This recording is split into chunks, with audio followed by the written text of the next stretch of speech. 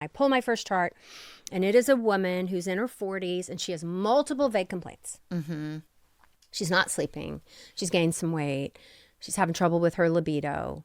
You know, she's bounced around. She's got some joint pain, some headaches. You know, she's just kind of, She's been to family medicine. They sent her to, neurology for the headaches. They sent her here and there. And then finally she gets dumped into OBGYN clinic, and she's still not better.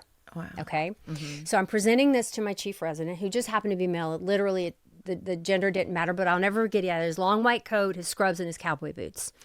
And it's Texas, and he's walking down the hall. What you got? You know, he's in charge of me to make sure I don't kill anybody. And I said, well, I have Miss Smith, and she's a 40-year-old, white female, and she's complaining of blah, blah, blah, blah, blah, blah, blah, blah. And he goes to check her thyroid. Well, family medicine did. So I'm going through all the workups that she's had, and everything basically looked normal. You know, she's not diabetic. She doesn't have autoimmune disease. Like, they've ruled out all the big stuff. And he goes, you got a WW. And I said, what's that? And, I don't know what this is. I'm like, I'm like thinking through the Rolodex of all the medical terms I've learned in my mind. And he said, well, don't write this in the chart, but it's a whiny woman.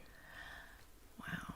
And he said, this is just what women go through at this age. Wow. We're really not going to be able to help her. Tell her to get a good night's sleep. Tell her to work out more and eat less. Tell her to do all the same things. And he wasn't a bad guy. This was taught to him. He's teaching it down to me.